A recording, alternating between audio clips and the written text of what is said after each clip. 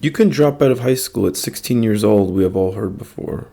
But where does this proposition actually come from? Do you know? I bet you don't. Almost no one knows how to demonstrate the validity of this statement. And was the law always like this? Stay tuned to have these questions answered.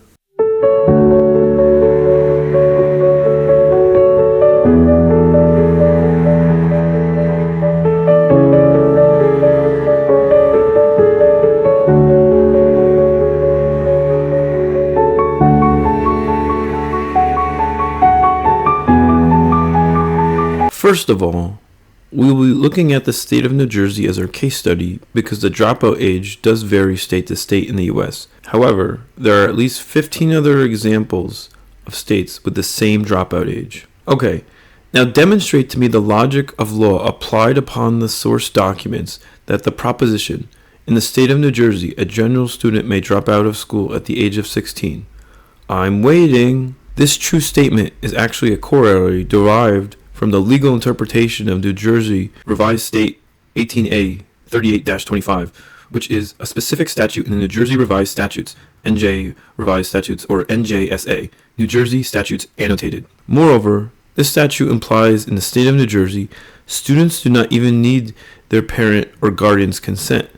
Let us read word for word what this statute says. NJSA 18A 38-25 requires that every parent, guardian, or other person having custody and control of a child between 6 and 16 to ensure that such child regularly attends the public schools of the district or a day school in which there is given instruction equivalent to that provided in the public schools for children of similar grades and attainments, or to receive equivalent instruction elsewhere than at school. That is it.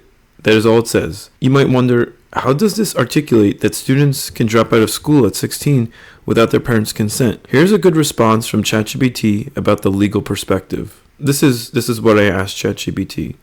Why don't they make it clear? Because it does not say they do not need parental consent. Therefore, they do not. Also, I do not see in the DOE where it even says the dropout age is 16. The legal phrasing in statutes like NJSA 18A 38-25 can often appear ambiguous to those unfamiliar with legal language. In this case, the statute specifies the age range of compulsory school attendance, 6 to 16, but does not explicitly require parental consent for a student to stop attending at 16. Absence of language requiring consent implies that it is not mandated.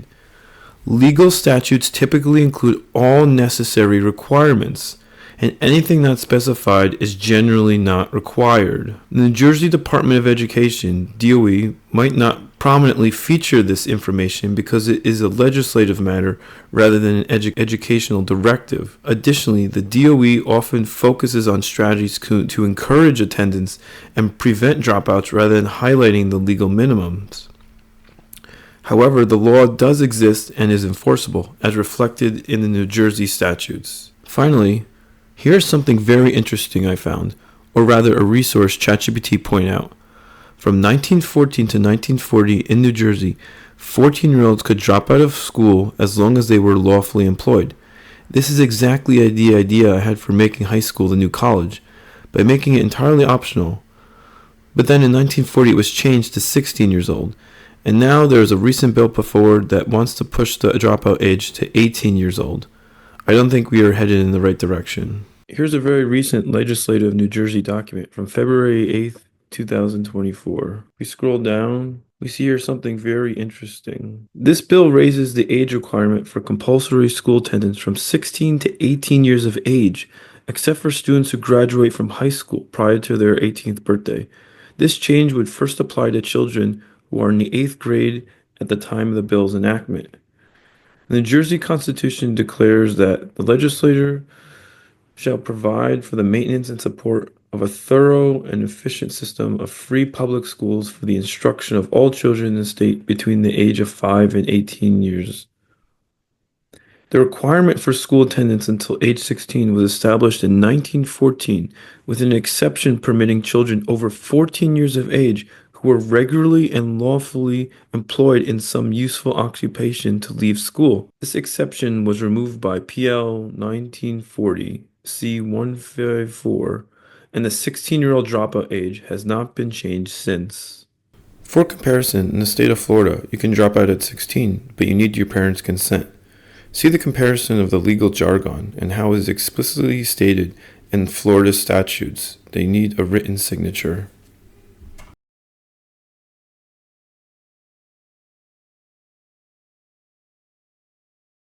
A student who attains the age of 16 years during the school year is not subject to compulsory school attendance beyond the date which he or she attains the age if the student files a formal declaration of intent to terminate school enrollment with the district school board.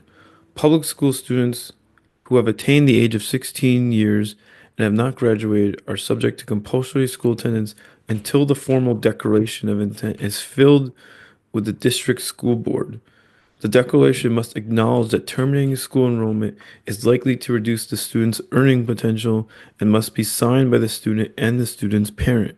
So you see here in the Florida's legislature, it explicitly says that a student could drop out at 16, but they need their parents' consent, unlike a state like New Jersey. I want to share with you all a letter I wrote to our New Jersey state legislator and Senate. This can serve as a template for a letter you might write to them as well. Dear New Jersey legislator and Senate, hi, my name is Matthew Albano. I want to address the issue of public education. I have not passed out all the details, and it may so happen that upon further analysis, it can't work out exactly, but I want to propose a plan for public education at the high school level. I want to change the laws regarding the obligatory age of going to school. High school, all 4 years, needs to become the new college, optional, resulting in higher standards of behavior, integrity, effort, and content. Technically, high school is non compulsory once you turn 16 in some states like New Jersey, and you do not even need your parents' consent. This needs to be advertised way more and not in a negative light. It needs to be advertised that leaving high school can be more profitable for some than staying in school, dragging their feet, accomplishing nothing, wasting the teacher's time. Why are young men and women being forced to invest 2 years into high school? Then they feel pot committed and reason, might as well just write out the next 2 years. Of course, it is more than this reasoning alone. Their parents almost forced them to go to school, not knowing leaving could be a better alternative. The negative connotation of being a high school dropout contributes. Those first 2 years might be better invested in a paying job. Therefore, the legal dropout age needs to be 14, not 16. Federal law allows 14-year-olds to work a job, albeit with some restrictions. I don't know the details, and you know the details better than I do. Perhaps certain laws can be amended. Young men and women need to feel the responsibility of their choices. For example, they can work for 2 years, and if they do not like it, they can enroll in school until they turn 20 years old. They might see, I don't like this rote manual labor. I'm going to work harder in school. Or they might think, I like physical, rewarding labor outdoors. It is way better than sitting in a classroom. Being in school will actually mean something to them because they have an alternative perspective on work. They have the option to do better in life rather than it being forced upon them. We always hear complaints that there are not enough workers. For those who choose not to go to high school, perhaps somehow local government can help them find jobs until they turn 16 when they would be on their own. What kind of jobs? Perhaps these young people can start with cleaning up their local community, town, working with local city government to clean up parks, for instance. But now they have a job resume. Money normally used for school can go towards their salary. In concert with this, ramp up trade schools and allow 14-year-olds to enter at this age. Why not get a head start? Let's stop wasting time. As a footnote, the average cost of a student in New Jersey is about $19,164. With high school being optional, thus implying a smaller student body, we would be able to allocate more funds and resources to those with special needs. Teachers would get more students who want to be there as opposed to feeling like they are forced to be there and just doing the minimum to get out of jail. We have more all we have more overqualified teachers than ever in history. And at the same time, with current technology like ChatGPT, availability of books on Amazon, and free information on the web, it makes the academic part of school almost obsolete. A lot of what I hear from my colleagues is dismay about student behavior. The main problem is not the money. The main problem is dealing with the student's behavior and not giving a rip in the classroom. Disrespect. People will do better given the right environment, meaning an environment that suits their talents. While behavior issues and laziness might be an issue in school, they might be less they might be much less of an issue given a job where they can move around and feel satisfied in the hard physical labor they have done. What do teachers want? Ideally, teaching could be a very good job. Teachers want the subject they love with people who are willing to cooperate. You must enjoy what happens in the classroom. Otherwise, what is the point? Teachers want to be respected. Teachers want to help students learn and lead better lives. Teachers want to get paid a bit more as well, to be transparent, but this is not the priority. Yes, of course, there are always deeper issues like not having a father in the family. But at the end of the day, so many students merely get pushed through the school system attaining a high school diploma, but it has no real value as pertaining to what they have learned. Yes, it can help them get a job, and yes, it can help them get into college. We know by now that people have different strengths and weaknesses. We excel at different things. Some are more academically inclined, while others are more athletically inclined. Of course, everyone benefits from intellectual thinking, but, and this is important, ultimately, we cannot control if an individual is putting their mind in the muscle, so to speak. We cannot control how much they are focusing, or to put it another way, exercising their inner will to mull over problems, ask why, and focus on understanding the meaning of what they are learning. Otherwise, and this is usually the case, it just becomes factory work through mindless rote steps of, for example, solving a math equation, except they don't know what solve really means. 3 years of math are required in high school. And we all know most students are not going to be using the specific skills they learned in Algebra 2 of manipulating an equation and writing down the quadratic formula. We all say, but it is the logic that matters. Yes, this is true, except we cannot control this part of learning. If the students do not do their part to meditate on the how and why deeply, no matter how well we explain it to them, it would be better to go to trade school at a younger age and learn specific skills that they would actually carry out in the workplace, like those learned in plumbing, for example. Student debt would go down as US citizens start making more money earlier in their lives. Lastly, with high school being optional, standards for both behavior and academics could be higher like those in college.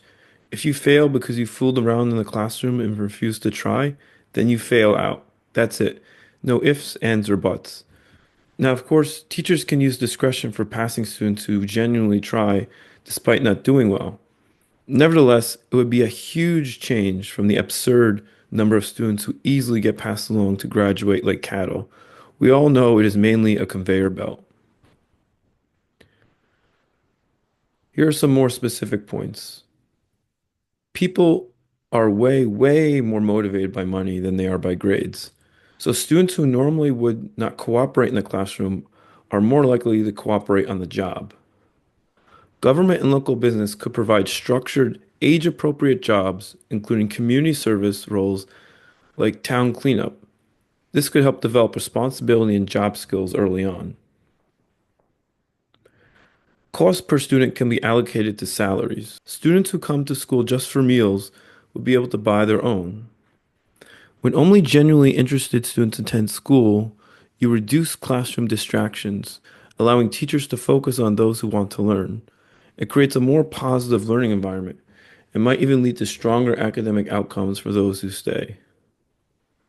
Those who leave for work or apprenticeships at 14 would gain hands-on experience, while those who stay in school might be more prepared for college and advanced study because they've already chosen a commitment to education.